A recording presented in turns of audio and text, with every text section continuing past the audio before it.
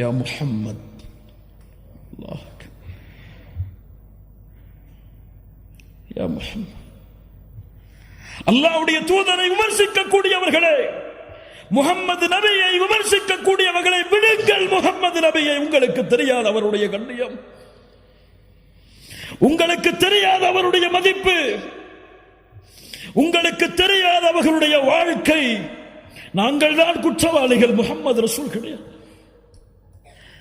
நாங்கள் தான் பாவிகள், முஹம்மது ரசூல் கிடையாது. அந்த நபியுடைய வாழ்க்கையை உங்களிடத்திலே கொண்டு வந்து சேர்த்து அந்த முஹம்மது நபியின் கண்ணியத்தை உங்களுடைய உள்ளத்திலே பதிய வைக்காமல் இருப்பதற்கு நாங்கள் தான் குற்றவாளிகள். முஹம்மது நபியை குற்றவாளி என்று சொல்லாதீர்கள். முஹம்மது நபியை விமர்சிக்காதீர்கள், விடுங்கள்.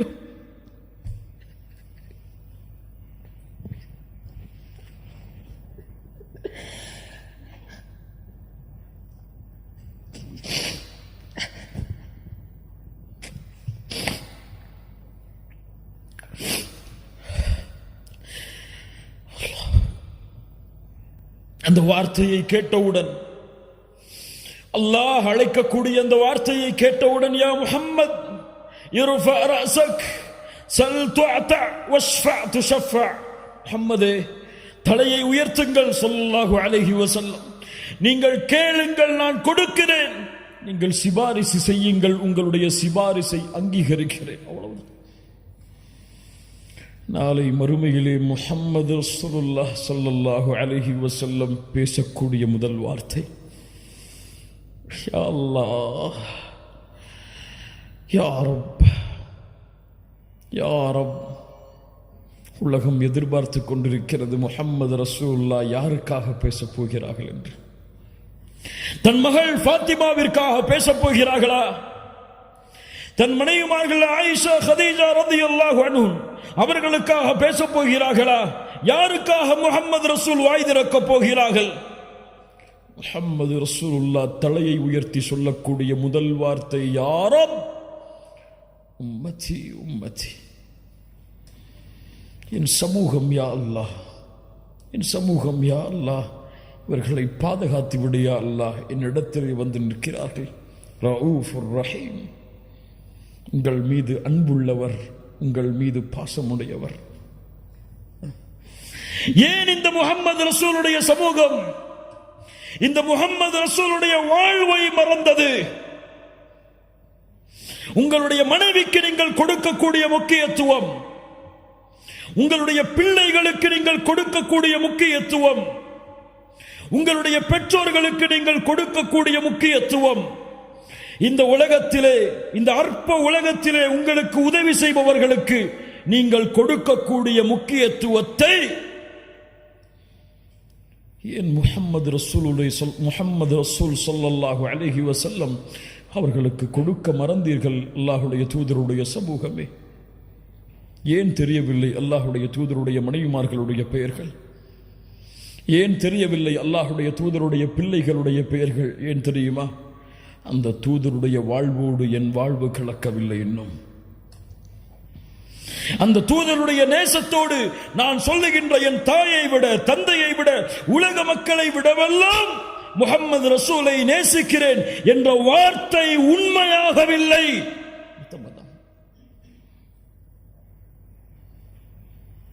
அறிந்திருந்தால் எம்முடைய தாய்மார்களை நேசித்திருப்போம். ஆம், நான் சொல்லுகிறேன், என் தாய்களை நான் நேசிக்கிறேன். மூமின்களுடைய தாய்கள் அவர்கள், அந்த அல்லாஹ்வுடைய தூதருடைய மனைவிமார்கள், அவர்களை நேசிக்கிறேன். யா அஹி, பெயர் சொல், பெயர் சொல். பெயர் தெரியாமல் யாரை நேசிக்கிறாய்?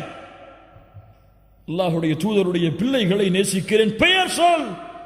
ஒரு அடிப்படை விஷயம்.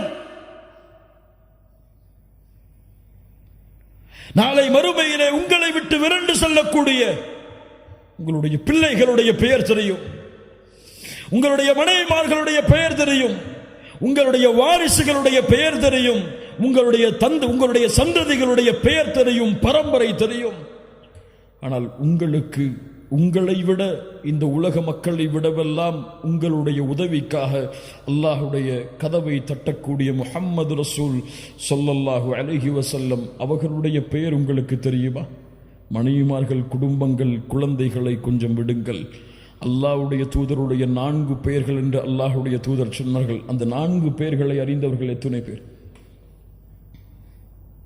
என்னுடைய பெயர் இந்த 4 என்று சொன்னார்கள். இந்த 4 பெயர்களை அறிந்தவர்கள் எத்தனை பேர்?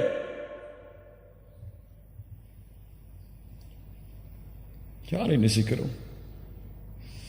யாரை பின்பற்றுகிறோம்?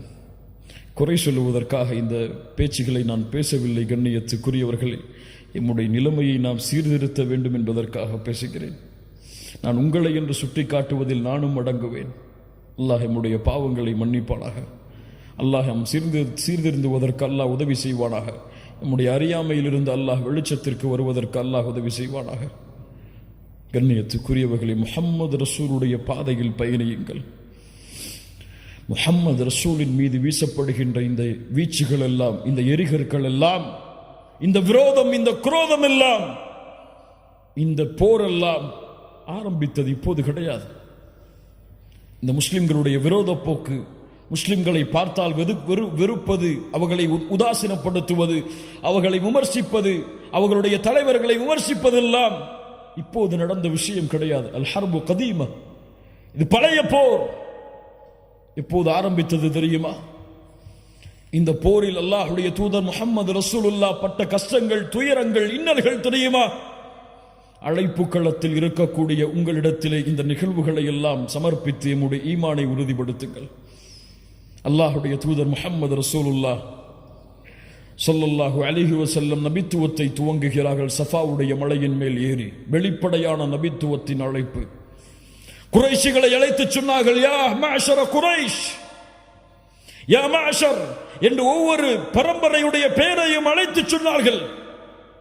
லவ் ஃபகால அரஐதகும் லவ் அக்பர்துகும் அன்ன கைலல் பில்வாதி துரீது அன் துகீர அலைக்கும் அகுன்தும் முத்தஸத்திகிய்ய.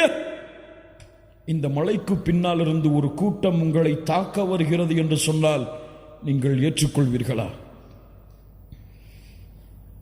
காஃபிர்கள் சொன்னார்கள், இறைமறுப்பாளர்கள் சொன்னார்கள், மா ஜர்ரப்னா அலைக கதிபா யா முஹம்மத் ஸல்லல்லாஹு அலைஹி வஸல்லம். நபி முஹம்மதே, உங்களை நாங்கள் பொய் பேசுபவராக பார்க்கவில்லையே. அல்லாஹ் அக்பர். சொன்னார்கள், அப்படியா? ஃபகால ஃபஇன்னி நதீருன் லகும் பைன யதை அதாபின் ஷதீத். போர் துவங்கியதற்கு போரை துவக்குவதற்கு உதவியாக இருந்த வார்த்தை, சத்தியத்தின் வார்த்தை. நான் மறுமை வரை வரக்கூடிய மக்களுக்கு எச்சரிக்கை செய்யக்கூடிய நபியாக, ரசூலாக வந்திருக்கிறேன். எழுந்தான் அவருடைய குடும்பத்தில் இருந்தே ஒரு விரோதி, அபூ லஹப். தப்பன் லகயா முஹம்மத். மண்ணை எடுத்து வீசினான். முஹம்மதே, நீ நாசமாகுவாயாக.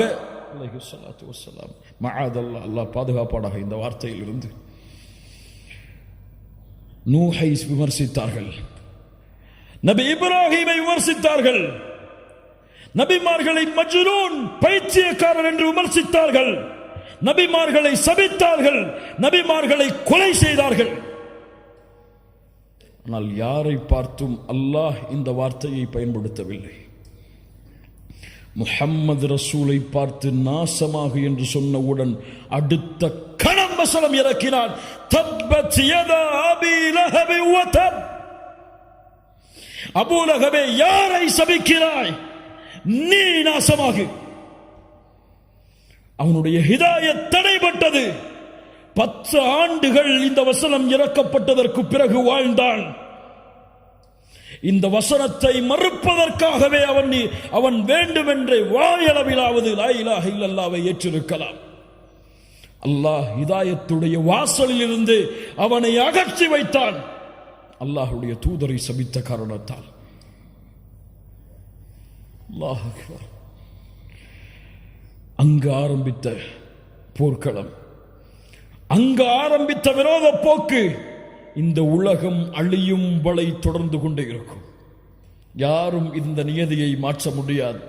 முஸ்லிம்கள் ஏன் சிரமப்படுகிறார்கள்? முஸ்லிம்கள் ஏன் கஷ்டப்படுகிறார்கள்? முஸ்லிம்கள் ஏன் வெறுக்கப்படுகிறார்கள்? முஸ்லிம் என்றால் இதை நீ அனுபவித்துதான் ஆக வேண்டும். அப்போதுதான் அல்லாஹ் இந்த சமூகம் நாளை மறுமையில் வாழ்வதற்கு தகுதியான சமூகமாக அல்லாஹ் தேர்ந்தெடுப்பான். ஆனால் அந்த விரோதத்திலும் அந்த குரோதத்திலும் அந்த வெறுப்பிலும் உன் வாழ்வை மகிழ்ச்சியாக்குவதற்கு அல்லாஹ் இன்னும் பல காரியங்களை அவனுடைய தீனில் வைத்திருக்கிறான். புரிந்தவர்கள் மகிழ்ச்சியோடு வாழ்வார்கள், புரியாதவர்கள் அல்லாஹ்வையும் மார்க்கத்தையும் குறை கூறிவிட்டு வெளியே செல்லுவார்கள்.